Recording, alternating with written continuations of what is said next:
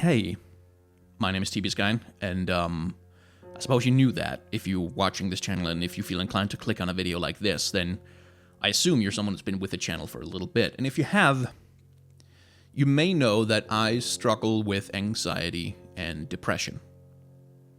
And I know that's like a stereotype at this point on YouTube that every single goddamn creator has anxiety and depression that they're dealing with, and that might say more about our society than we're comfortable admitting, but I'm nonetheless part of that statistic. And I wasn't planning to do a video about that today, but it's been a while since I just sat down and talked to you guys. You know, just had a little tete-a-tete chat with you people. But it's also, I found out on social media today that it is or was World Mental Health Awareness Day, or World Mental Health Day, or something like that. Or maybe it isn't anymore, and I just missed the time zone window. But it's something that's worth talking about, I think, and something that's kind of important to talk about, for a few reasons. I've gotten, not a ton, but a few messages in the time that I've had a relatively popular YouTube channel, and indeed in the time that I've been a content creator, which is a lot longer than that, from people for whom the stuff I make has helped them through a dark time. And those messages, I almost never respond to them because I don't know how to. I can't. Because it hits kind of close to home. And because it's like, and they vary in, like, some of them are like, I've just been having a bad week, and your videos help me feel a little better about it, and that's kind of nice to know. And then there's some people where it's like, if it wasn't for you, I might have killed myself, and that's when you kind of, I don't drink, but it's the kind of moment when I kind of wish I did, because that's a heavy thing to be told. And so I feel like there is probably a segment of my audience that struggles with mental health, at the very least, who might need to hear what I have to say about it. Not because I have any special magical wisdom that can fix anyone. I really can't. I can't even fix myself. But because there's a few things that, having lived with anxiety and depression as long as I have, that valuable lessons that have helped me out that might be useful to someone else. And I'm not here to preach. I'm not here to tell you how to handle your brain, how to manage your particular course of the illness. Things that work for me don't necessarily work for everybody. Disclaimer, disclaimer, disclaimer. But on the off chance that it might be useful to someone, the most important thing, the thing that I needed to be told when I was younger, more than anything else, the thing that I personally needed to be told is, you can't think your way out of it. You can't. You cannot think your way out of mental illness. It can't be done. There's no amount of rationality, there's no amount of self-control and discipline and sort of iron-willed, pull myself together, stiff upper lip kind of behavior and a resolve that will cure a mental illness. You can't. And you want to. I wanted to. I still want to. But you can't. It cannot be done. And that, because when I first started having anxiety and depression, I didn't recognize it at all. For various reasons. I mean, and most people don't, because, like, the trouble with anxiety and depression is that it's functionally indistinguishable from just having a bad day. And if you haven't suffered from mental illness problems, essentially you can think about something like depression like this. You know, a really bad day, like maybe you're hungover, or like just yesterday was just a fucking shitty day, and you just, you're exhausted, and you're strung out, and you don't want to do anything, and you just need to rest, and you just, oh my god, I can't handle anything. We've all had a day or two like that. That's normal. Depression is like that, except for 6 months, for 8 months, for 2 years, for all of your life. That's, at least for me, that's very much what depression is. It's you're having a bad day every day, all the time. And that's what makes depression so hard to recognize a lot of the time, is that from your perspective, when it starts to happen, it's just, oh, I'm just having a bad day. I'll rest, I'll recover, I'll watch a shitty movie and eat some junk food, and then I'll be on top again tomorrow. And then tomorrow comes, and you're still not feeling good. And you go, okay, maybe it's 2 bad days. And then maybe it's 3 bad days. And then you have a day where you feel okay, where you feel fine. And you're like, it was just 3 bad days, and there's nothing wrong. And then tomorrow is another bad day. And what you won't notice for a while is that the ratio of good days to bad days keeps getting worse. And the good days get less and less good, and the bad days get more and more bad, and then you have depression. And it sucks. And you can't think your way out of it. You can't. You can't, because when I have depression, I'm usually aware of it. Because, again, I've lived with this for a very long time. I recognize the signs. I recognize the pattern of behavior that I engage in when I'm depressed. But that doesn't help. It doesn't help to know, oh, this is... Well, it helps a little bit, but it's not enough to just know that it's happening to you. To just be like, this is a depression. I understand what's going on now, so now I can rationally make the decision to not be depressed anymore. Sorry. Doesn't work. And I don't know how many years. Like, I really don't know how long I've suffered from anxiety and depression, because at the time when I finally had a diagnosis and I finally figured out what was going on with me, it had been part of my life for so long that it had just become normal. So it's been at least some years. And it's really, really, really hard to come to terms with that.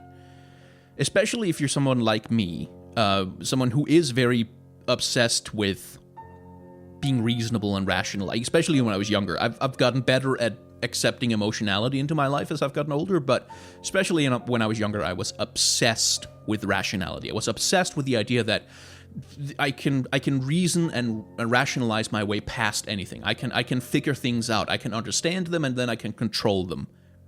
But you can't. You cannot think your way out. And that can be hard to hear for some people, and other people have already figured this out, but you need help. You need help. And it not necessarily from a mental health professional. That can be expensive, and that can be hard to access. Not everybody has the opportunity to do that kind of thing, and you know, it's kind of shitty to suggest that people have to go to therapy, because it's not always an option for people.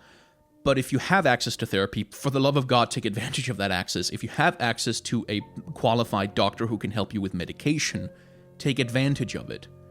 Because that kind of help isn't valuable. But help just means sometimes just having your family be there for you to help pull your ass out of bed on bad days, and to help make sure that, like a friend who comes over every once in a while just to make sure that your apartment isn't like a heap of trash and garbage that you haven't been able to get yourself to take out, or that you haven't been eating nothing but junk food for the last 3 weeks. You can't think your way out. You need help. You need someone to help you. You need someone to... just having someone who knows what you're going through, and who can listen to you, and who can understand the relief that can give you. I can't overstate how powerful that relief of just, oh my God, there's someone who understands. There's someone who knows what it feels like. That can be so incredibly helpful. So that's depression. That's one of the things I suffer from. The other thing I suffer from is anxiety. Anxiety is a little bit more complicated, because, like, a certain level of anxiety isn't bad. Like, anxiety it's a thing that has a function in your brain. You're supposed to be anxious about certain things. Like, if you're in love and you're about to go out on a date with your, holy shit, the person you love, you're supposed to be a little anxious about it. You're supposed to be a little, excited about it. You're supposed to have some butterflies in your stomach and shit like that. And if you're, like, working at your job and you're doing a big project and it's about to be presented to the bosses, you're supposed to be a little bit anxious about it. You're supposed to be a little, here we go, showtime. You're supposed to have that feeling. But again, much like how it's normal to just have an occasional bad day, anxiety is like, the feeling when, like, you stumble and you almost fall. And you're like, whoa, you just barely catch yourself, and you get that adrenaline rush, and it's like that feeling, right? Anxiety is that, but all the time. It's your heart constantly just being a little bit elevated. It's just having that little bit of tension in your chest, those little butterflies all the time. It's always being a little bit on edge. It's always being unable to sit quite still. It's always, always, always having that restlessness in your body. And it can be milder, or it can be more severe, and it's usually not consistent all the way throughout the day. One friend I have described it as a constant clutching in her chest. Like just like the feeling of like you're tensing a muscle constantly and never ever letting go. And that sometimes is that for me as well. I don't suffer from, like, awful anxiety and depression in the sense that it's not something that is completely ruining my life, which is what it does for some people. But the worst my anxiety has gotten is like my heart rate just spiking through the roof. I keep getting heart palpitations. I can feel my blood pressure just going up and down wildly. I get pain in my chest. I start having trouble breathing. And it's literally all of the symptoms of an actual heart attack, basically, is what you get. Well, not all of them, but most of the recognizable symptoms of a heart attack. That's the worst my anxiety has gotten. And there have been multiple times when I've been on the phone with paramedics going, I don't know what the fuck's going on. I've got chest pains and I'm freaking out and I don't know. And they've kind of had to talk me down and kind of had to go through with me. Are you feeling this way? Are you feeling this way? You're feeling that thing? And then eventually they're able to diagnose that, okay, you're pretty young. That's probably not a heart attack. You're probably going to be fine. If it gets worse, please call us. But they've had to talk me down from calling an ambulance because I was freaking the fuck out. And I guess the worst one ever was, it was like 4 a.m. when I started having an anxiety attack. And it just got worse and worse over the course of several hours. And I couldn't get it to stop. I could, like I said, you can't think your way out of it. Because I knew it was an anxiety attack. I recognized it. I've lived with anxiety for a long time. I knew it was an anxiety attack. I knew it wasn't a heart attack. I knew I was going to be fine, then it was going to pass. But it didn't pass fast enough. It kept going and going and going. And what I ended up doing that day is, like, from 4 a.m., I was awake until 8 a.m. when my doctor opened his clinic for business. I was outside the door when he opened it. I was the first one walking in. And I was barely coherent as a person at all because I was so convinced. And I say convinced. The trouble is I wasn't, like I said, I knew it was an anxiety attack. I was completely aware that it was just an anxiety attack. But at that point, I'd spent 4 hours with my lizard brain, with like the base part of my brain going, you're gonna die, you're gonna die, you're gonna die, you're gonna die, you're dying, you're dying, you're dying, over and over and over and over and over again. And you can't think your way out of that. It doesn't matter if you know it's an anxiety attack. You're gonna freak the fuck out and you're gonna get wrecked by it. And the hormones and the adrenaline is gonna fuck your system up so bad you won't even believe it. So I go to the doctor, and he gives me an echocardiogram. Literally, just measuring my heartbeat, checking my heart for diseases, takes a blood sample, checks my vitals, make sure everything is all right, because he knows I'm just having an anxiety attack, and so do I. But at that point in time, literally the only thing that was going to get me to calm down was a doctor doing the tests, taking the measurements, and telling me, there's nothing wrong, you're going to be fine. Because you can't think your way out of it. You need help. And it's okay to ask for that stuff. And again, I live in a country with free healthcare. Thank the fucking Lord for that. I can just go and do stuff like that. I can just go and ask my doctor for help. That makes me tremendously privileged. I recognize that. But the point of the story is, I'm experienced at this. I've lived with anxiety for years and years and years. I know what it is. I can recognize it when it happens. I can self-diagnose to a certain extent when an anxiety attack is going on. But no matter how smart I am, no matter how much self-control, no matter how much discipline, no matter how much knowledge I've got, no matter how much research I've done, I can't think my way out of it. I need help. I'm lucky enough that I've never needed medication. At least not yet. I might at some point in the future if it gets worse. But if I ever do find myself in a position of needing it, I'll go and get it, because it's available to me and I'm very lucky, but also because I have to keep in mind, and I have to keep telling myself that I can't think my way out of it. That's not what it is. It's mental illness is like any other illness. You can't just pull yourself together and get over the flu. You can't just pull yourself together and get better from malaria by understanding how malaria works. It doesn't matter if you know how it affects the immune system. It doesn't matter if you know exactly what kind of bacteria it is. It doesn't matter if you can recite the entire genome of the bacteria from memory. Your body has to go through the process, and it needs medicine. It needs help. And insofar as I have a point, that's the one I want to make, is if you have these issues or anything like it, if you have any kind of mental problems, you can't think your way out of it. You can't just pull yourself together. You can't just will yourself to be better. It doesn't work that way. It doesn't work that way for anyone. Not for me, not for you, not for the smartest and the most powerful and the most accomplished people in the world. It doesn't work that way. You need help. Whatever help you can get, you need it. I spent a long time hurting myself. Not in a self-harm kind of way, nothing with cutting or anything like that, but just by refusing to accept that I couldn't fix myself, that I couldn't just take care of it myself, and I refusing to accept that I couldn't think my way out of it.